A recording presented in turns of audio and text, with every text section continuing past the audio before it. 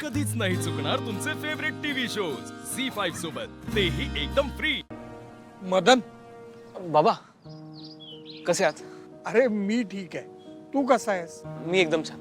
घरी सगळे कसे आहेत? अक्षरा कशी आहे? अरे ती पण ठीक आहे। आपण चहा कॉफी काही घेऊयात का? नाही नाही, नको आत्ता काही। बरं, तू मला इथे कशासाठी बोलवलंस? काही बोलायचंय का तुला? आपण बसून बोलूयात ना, बसा। थोडं बोलायचं होतं तुमच्याशी।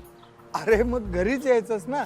नाही, घरी अक्षरासमोर बोलता आलं नसतं ना, म्हणून म्हटलं बाहेर भेटून बोलूया। अरे एवढं काय बोलायचंय तुला? लग्न बिग्न करतोयस की काय? नाही नाही, तसं नाही अगदी। मग काय बोलायचंय? ऍक्च्युली मी ते मदन, अरे काय झालंय? काही प्रॉब्लेम वगैरे झालाय का? नाही नाही नाही, काही प्रॉब्लेम नाही आहे।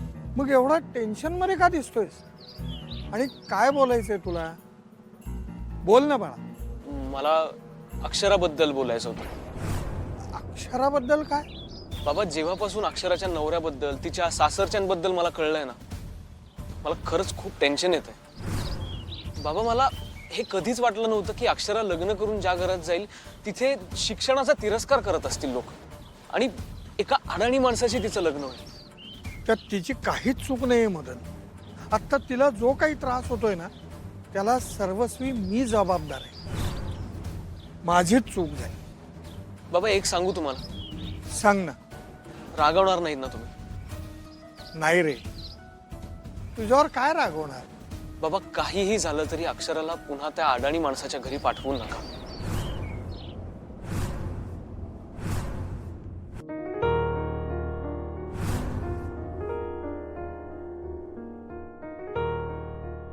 अक्षू,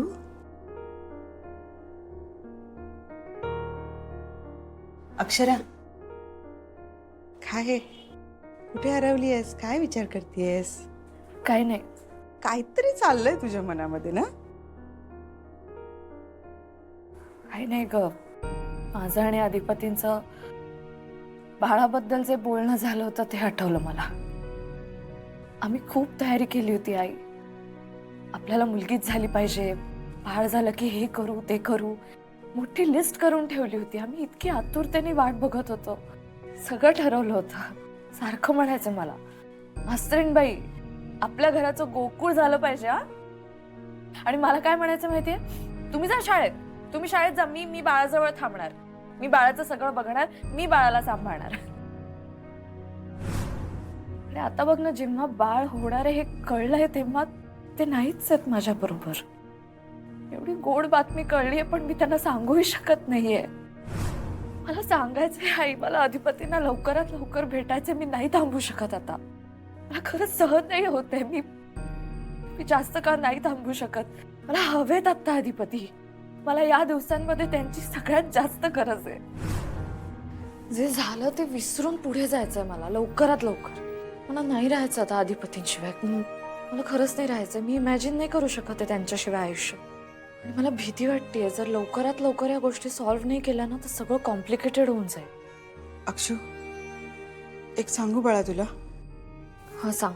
तुला हवं असेल तर जा तू तुझ्या सासरी।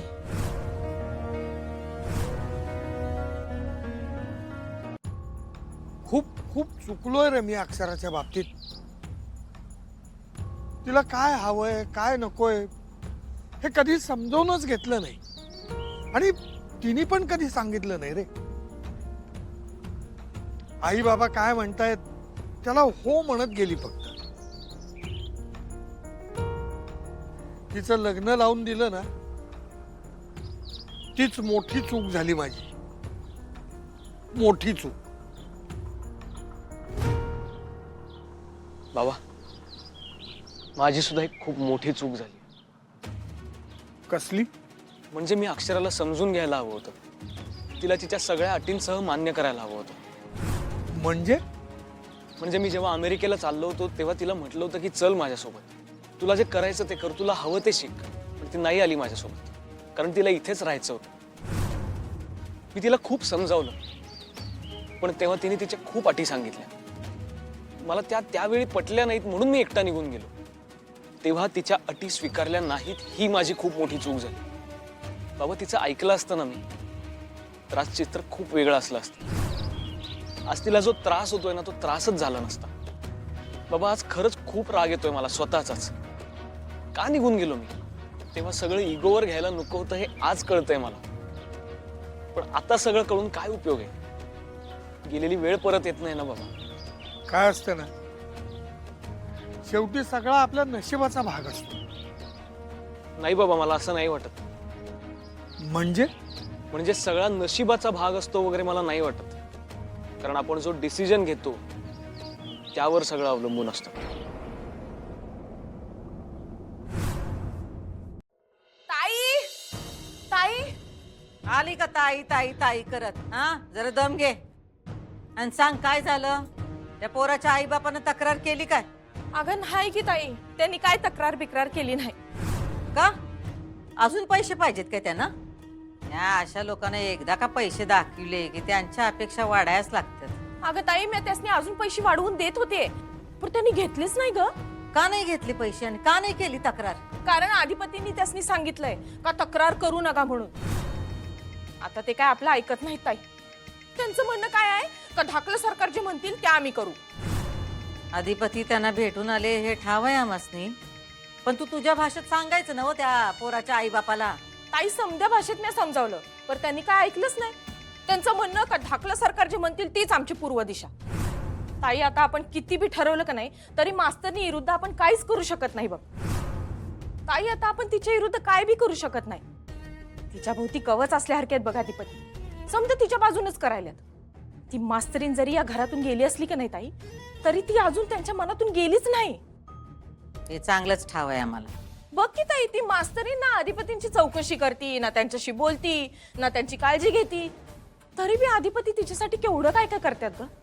ताई अगं काय गरज होती अधिपतीसनी त्या पोराच्या आई बापा समोर हात पसरायची? आपण केवढं काय काय जुळवून आणलं होतं ताई. गेली असती ती पाराच्या भावात जर तक्रार केली असती तर तिच्या विरुद्ध. ताई अगं अधिपती त्यांच्याकडे गेल्यामुळे आपल्या प्रयत्नांवर पाणी फेरलं ग. आता ते काय तक्रार बिक्रार करणार नाहीत बघ. ठीक आहे, अधिपतीने सांगितलंय ना व, नको करूया तक्रार, सोडून द्या हा विषय. अगं पण ताई विषय सोडला तर मग आपण त्या मास्तरणीला शाळेबाहेर कसं काढणार? ते बघू आपण, पण आता तरी यो विषय डोसक्यातून काढून टाक. अगं ताई ही चांगली संधी होती, परत अशी संधी येणार नाही ताई. ही संधी तरी कुठे आलती? ही संधी आपण निर्माण केली होती. तशीच योग्य वेळ बघायची आणि परत संधी निर्माण करायची. अगं पण ताई. यो विषय डोसक्यातून काढून टाक, यो विषय बंद. ठीक आहे ताई, तू म्हणशील तसं. जा आता, आम्ही बघतो काय करायचं ते. तू काम कर. वय.